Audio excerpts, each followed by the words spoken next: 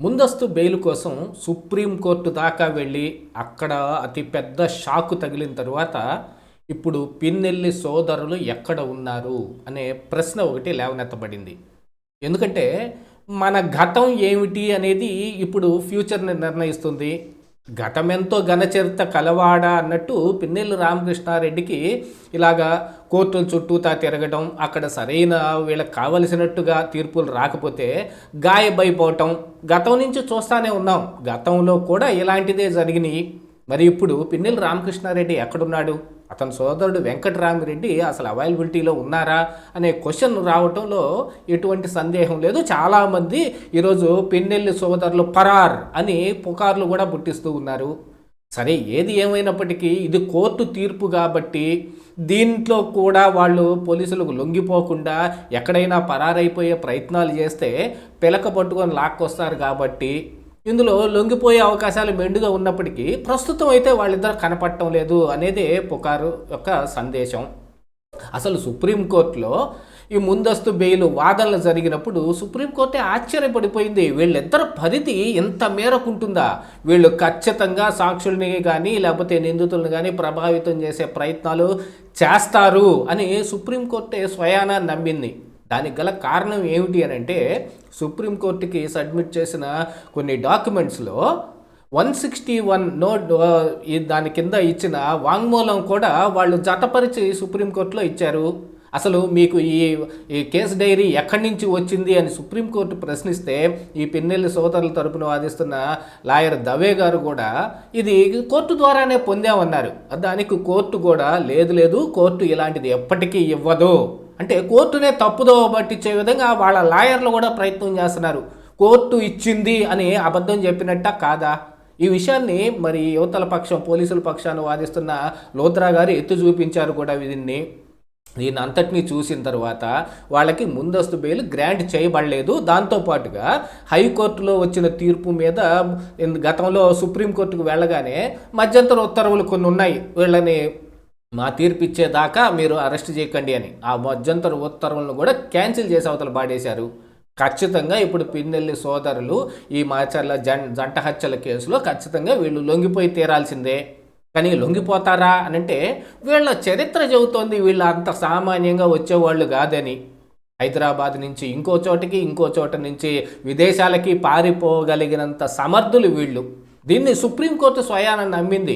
వీళ్ళ పరిధి ఎంత మేరకు ఉంది అని అంటే పోలీసుల్లో కూడా ఎవరో కల్ప్రిట్స్ ఉన్నారో వాళ్లను కూడా గుర్తించాల్సిన అవసరం ఉంది.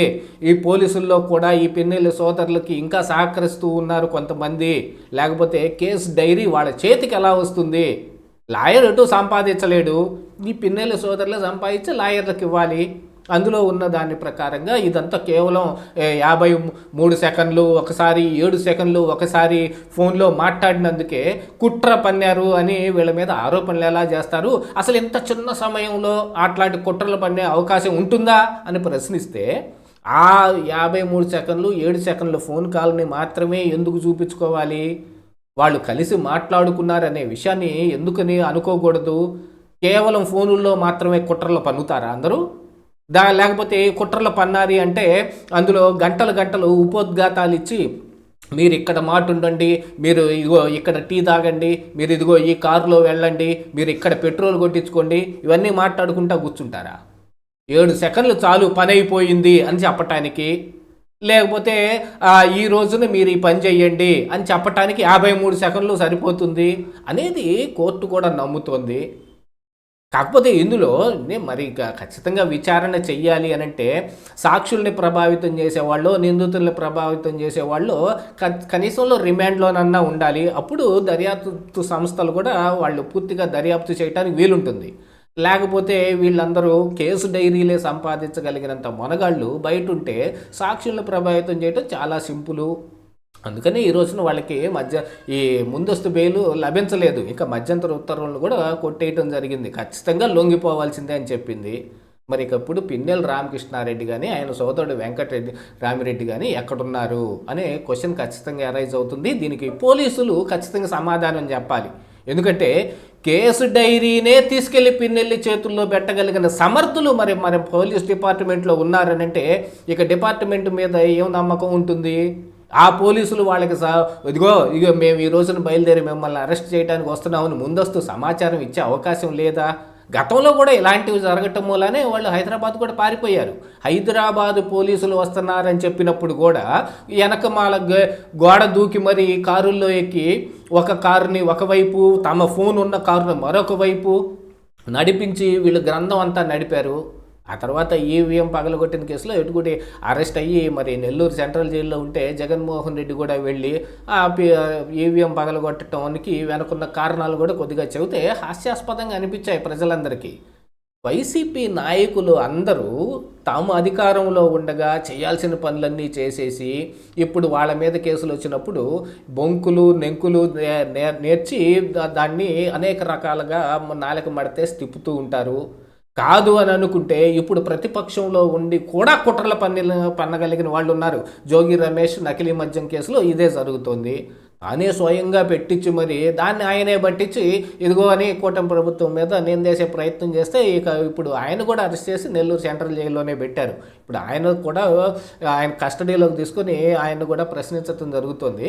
కాకపోతే ఈ పెన్నెల్లి రామకృష్ణారెడ్డికి సమయం ఉంది కాబట్టి చిట్ట చివరి నిమిషం వరకు బయట ఏదో ఒకటి చేసుకోవటానికి తిరిగి ఇక ఎటు వల్లగాని పరిస్థితుల్లో లొంగిపోతాడేమో. ఒకవేళ లొంగకపోతే కనుక ఖచ్చితంగా అరెస్ట్ వారెంట్ ఇష్యూ అవుతుంది. వీళ్ళ మీద ఇమీడియట్గా ఈ పాటికే నాకు తెలిసి పోలీస్ డిపార్ట్మెంటు లుకౌట్ నోటీస్ జారీ చేసి ఉండాలి. చేసి ఉండకపోతే ఇప్పుడైనా జారీ చేయాల్సిన అవసరం ఉంది. ఎక్కడుంటే అక్కడ పట్టి తీసుకొని రావాల్సిన అవసరం ఉంది. మరి చెవిరెడ్డి భాస్కర్ రెడ్డి లేకపోతే వెంకటేష్ నాయుడు వీళ్ళందరూ ఎలా దొరికారు? ఇలా లుకౌట్ నోటీసులు ఉండబట్టే కదా. వీళ్ళ మీద కూడా లుకౌట్ నోటీస్ పెట్టాలి. ఖచ్చితంగా ఆ హత్య వెనక ఉన్న అసలు కారణాలు ఏమిటి, అసలు మనుషులు ఎవరు, దానికి ఎందుకు చేశారు అనేది నిరూపించి ఇలాంటి వాళ్ళందరికీ బుద్ధి చెప్పకపోతే వీళ్లకున్న పలుకుబడిని వాడుకొని సమాజాన్నే నాశనం చేయగలిగినంత సమర్థులు వీళ్ళందరూ.